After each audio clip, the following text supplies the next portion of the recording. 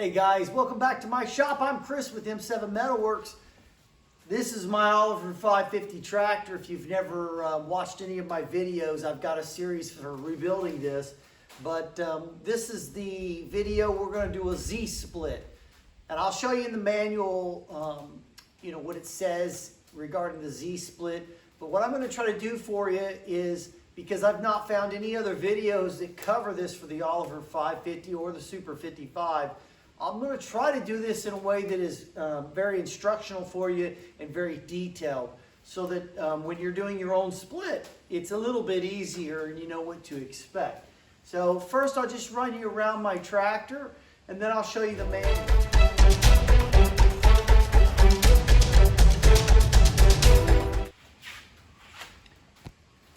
So this is my tractor. I acquired it from a elderly lady that I work for, and she sold it to me for a real good deal, really. I got some implements that I was able to sell with it, and they all set the price. So here is the Oliver manual. So this is the service manual, the original Oliver service manual. You can see here the Z-split, and it talks about disassembly and assembly. So we're going to follow those instructions and see if we can't get this tractor split apart. I did go ahead and build this splitting stand. This is strictly for an Oliver 550 or a Super 55. I just used some angle iron. It's a very simple stand that I made, nothing fancy. Maybe slightly overbuilt frame-wise than what's necessary, but I've got some casters on there, and these aren't swiveling casters. These will just allow it to go straight back and hopefully straight forward right where we need it. When building your splitting stand, you may choose to have it where it bolts up here on the flange. I chose back here because I had access to it real easy. I already had the tractor apart, and so it was just as easy to put it right here as it would have been up here. Actually, probably a little easier because I had good access here. Now, if you build one like this and you use the same attaching points that I'm using, I do believe you'll need to take off your floorboards on your tractor. Just like I've got mine off here. I had to have them off because my floorboards are in horrible condition. So I had to take them off anyway, so it wasn't going to matter. Mine were going to come off any way you looked at it. So I figured I'll just use these attachment points. I'll just snug them up and then I'll get the other two.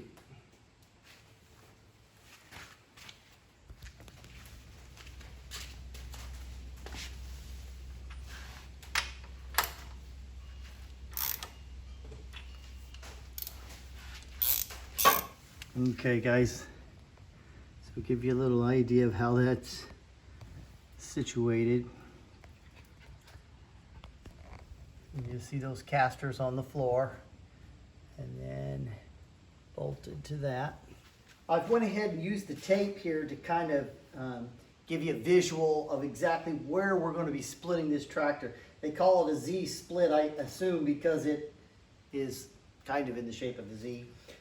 So right here above the tape and to the right side of the tape is where the split actually occurs. So what we're going to first do is we're going to block up this front end. So I'm going to end up putting blocks under where the engine sits on both sides, and then I'll block up the front as well. And then we'll start pulling these bolts out, and we'll take it step by step so that you know exactly how we do it. I got a real good tip from one of the guys on yesterday's tractors before I ever started this project. He mentioned putting some wood blocks. These are just pieces of 2x underneath here. That one's a little loose and this one's a little tight. So I suspect I'll pop this one in and that'll help tighten them up on both sides. But you've got a pin right here that this whole front end pivots on.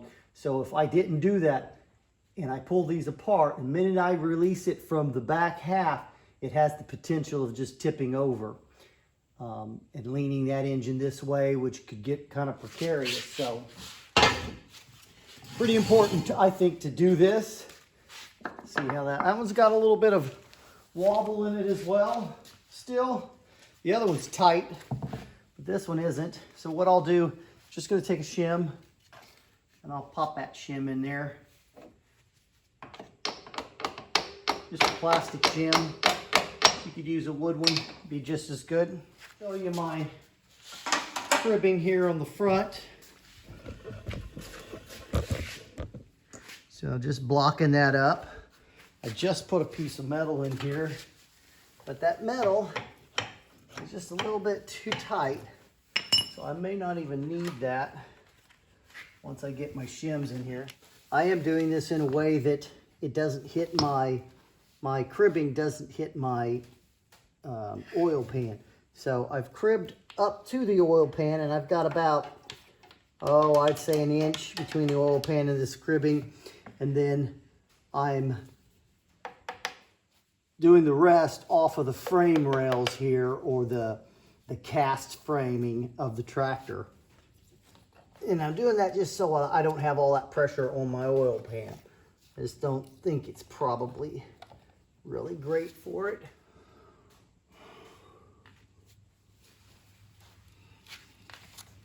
So I've just got another piece here. Just give it some taps. I'd like to put some tension on this. These are plastic shims, and they will, I've not got them lined up very good. These are plastic shims, and they will compress some.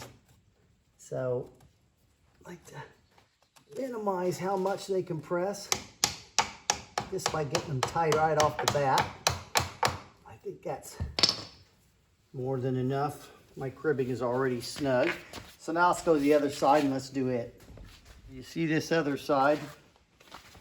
This other side is pretty snug already with the metal piece in there. What I think I'll do, just to see if I can take up any extra, just kind of tap that in there. So what that's doing, that's just taking up some of the compression that's going to take place when this is holding the weight of the tractor. Still not interfering with my oil pan.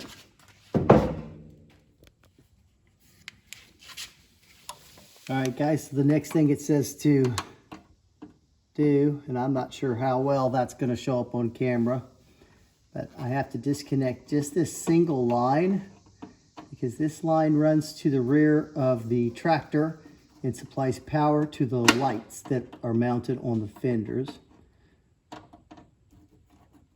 So we'll disconnect this real quick. Disconnect that. We'll just pull that, get that up out of the way. I'll just tuck it right in there. We've got to disconnect this long bar, stabilizing bar there on our front axle. Okay guys, so I'm going to do something just a little bit different than what many of you are going to do on your 550. And the reason is because I have power steering. So I have these cylinders on the side of my tractor, and I know that's not as common on these 550s, but in my case I do have it, and I plan on replacing these lines and doing some work to it to get it up and running and working well. But if I disconnect from here, my power steering cylinders are still connected to these stay rods. That's what these are called. And which means I've got to then either release it from here or up front. I think that's kind of a waste of time, because I think I could just get access to these 3 bolts right here pretty easily. And it also gives me an opportunity to kind of see what condition that's in, and maybe when I do put it back together, I can kind of re-grease everything. So I think that's what I'm going to do. I think that's the way I'm going to go. So I'm going to take these 3 bolts out and allow the stay rods to stay with the front axle. I just wanted to explain that to you guys so you understood why I was doing what I was doing. If you don't have power steering, I would highly suggest, as the book says, to remove this bolt here. And that way, when this thing does split apart, these just pull out. Simple, easy peasy, nothing to it. It's 1 bolt to put it back in. But in my case, I am going to take these 3 bolts out. So I will do that right now. Well, as is the case with most things like this, got to get this rod out of the way just to get that single bolt. So this is my PTO engagement rod. Not that difficult, just hard to get to really to get to the cotter pin on this back side. There we go. All right, we'll pull that washer off. So there's the washer and the cotter pin, and then this should just pull right out of there. Yep. All right. And I think what I'll do is I'll just use a small zip tie and zip tie this up out of the way. That. Whoop, wrong way. Just zip tie that up out of the way.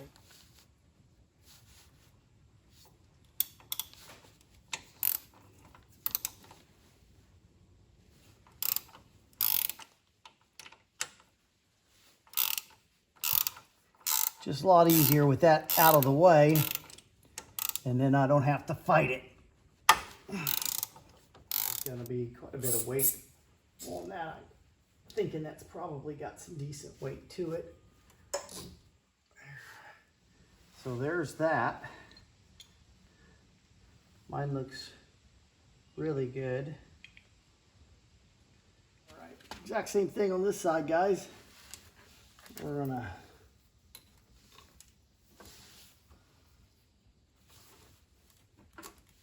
connect this.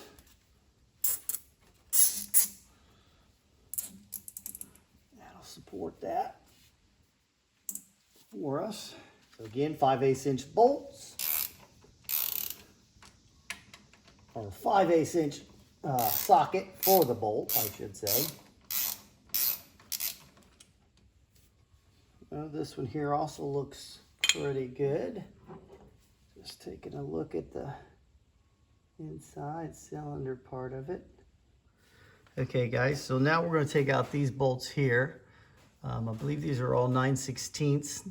So we'll take out these 2, 1, 2, 3 here.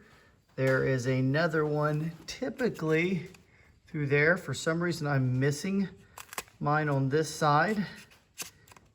So no big deal. I'll replace that when I do put it back together. Then we've got one right here, and it actually has the nut on the other side, so we'll have to use a second wrench on that. And then these right here are, I believe they're, the socket for those is 15/16. So we've got 2 of those on each side. Those are the last 4 bolts. We'll take these 2 out and the other 2 out. Those are the last 4 we take out before we split this. Something that the book doesn't mention, I'll try to explain it here. It's difficult for me to get the camera where you guys can see it, but this right here is my safety switch for my clutch. So when I just press the clutch, it hits that little switch. The problem is that is connected, and that's the part that's going to stay with the rear of the tractor, whereas this part here is on the front of the tractor. So as you can see, it does poke through that, so it would snag that. So it's a real simple thing for my tractor because it's kind of jerry-rigged, but if you look, see, someone's put a wire on that to keep that thing from falling off, but I just bent that wire, and mine just slides right out of there. So anyways, mine's a simple fix. Yours has probably got a cotter pin, and it's hopefully done the right way. Mine was not, so now mine is off. You can see that right there. So now when this tractor moves, that's not going to get hung up in a way that will cause me issues. I think also while I'm here, I'll take this battery cable out. Again, this is 9/16 socket. I've just got a little universal joint on there and an extension, about a 6-inch extension. 3/8" drive. Seems to work a little bit better. It's not quite as bulky. Ground from the battery in this same spot eventually as well. So I'm going to put the bolts back. This shouldn't interfere because this top half is going to stay with the front half of the tractor. So that shouldn't be an issue. Just wanted to get that cable out of our way. Let's go ahead and get these out of our way. We've got these 3 on the flat and then these 2 on the vertical, all 9/16.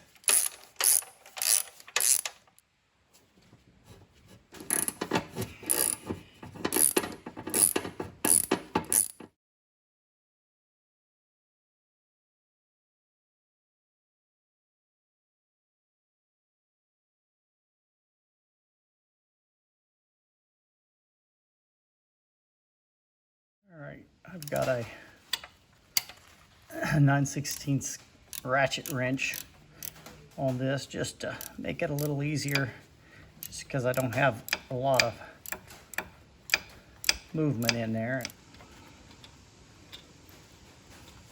All right, let's see if we can break these free without bumping the camera. I've got you guys kind of, yeah, we got her. Let's go ahead and get this one loosened up.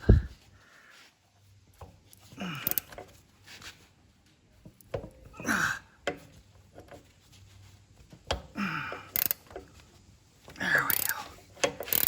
I'm gonna get this top one first.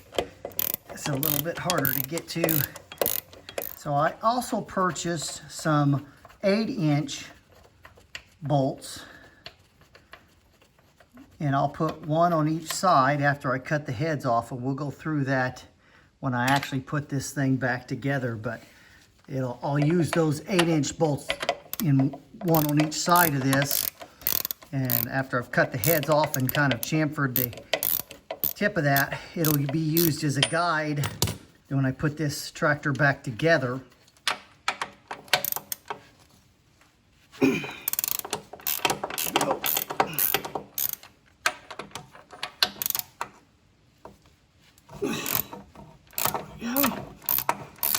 I can already see just a little bit of daylight between the 2 halves right now.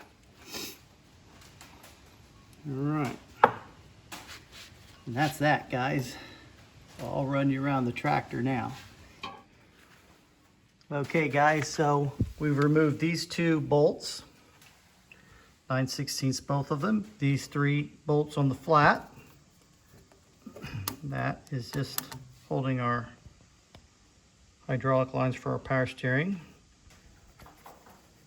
There was no bolt here, so we didn't have to remove that, but there was one on the other side. Not sure why that one was missing. Remove this bolt, and then of course the 2 15/16 bolts on the other side. We've done all the same things.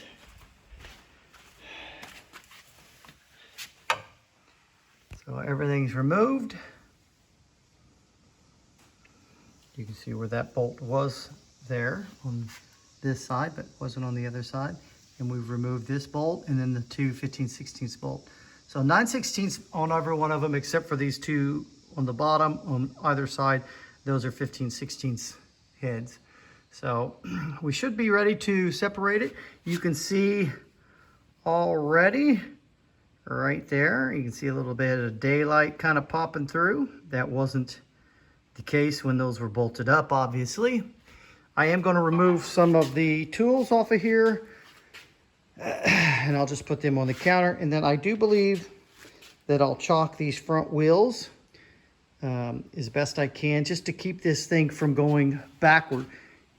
I'm going to get my wife and we're going to grab these tires and we're going to just kind of move that thing back and get this thing separated. And I really don't want that front end here following us. So we'll do that now. Guys, we've got everything unbolted. Of course, I've got the wheels chalked in the front. So now my wife and I are going to just kind of ease this back and see if we can't get the front and the back of the tractor to separate nice and easy without too much jarring and jerking. So we'll just do that now. Okay, so we're just going to grab the wheels and we're just going to kind of roll it nice and easy, keeping an eye. We're splitting right here and here. You know, this will all kind of slide that way. But the split will be right down here. You can see a little bit of a gap forming already. Okay. So just kind of watch that. Nice, kind of a rocket. Okay, let me see if I can get a. Let me see if I can get a little pry bar in there. Screwdriver and try a screwdriver first. What about this? Is that gonna keep it from going? What's that? This? No, because that's going to stay with the front. Oh. So it's the bottom part that's gonna Yes, be back. exactly. Okay.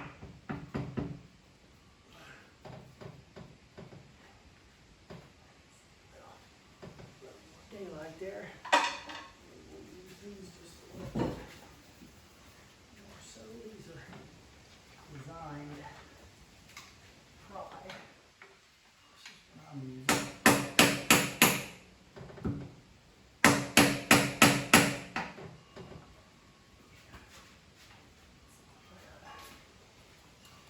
All I'm using, guys, is just a little pry bar,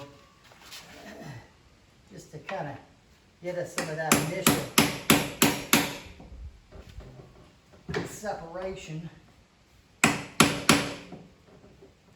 Okay, so let me show you real quick. So you got these little locator pins right here.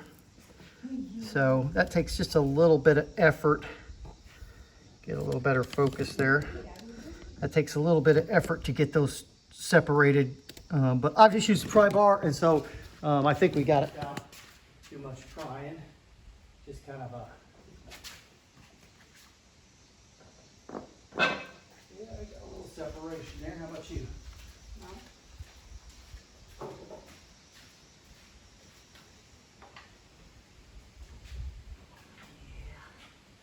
She's separating. Just nice and easy. Yeah, I got a little more separation than you do.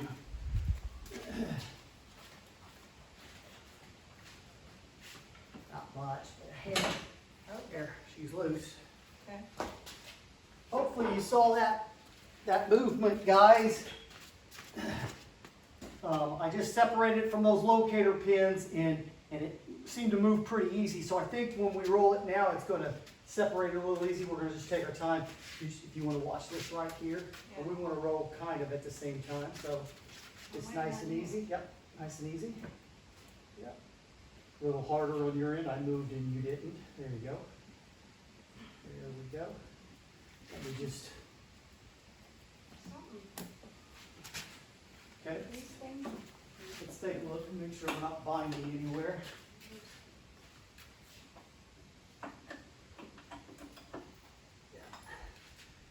That's my rod that is activated by my clutch. It's my safety switch rod. So we disconnected that, and it came out now. That's all.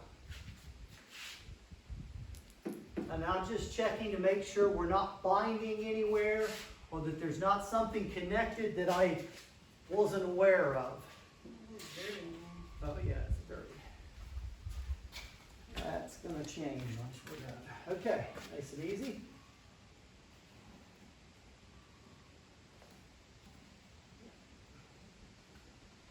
Nice and easy.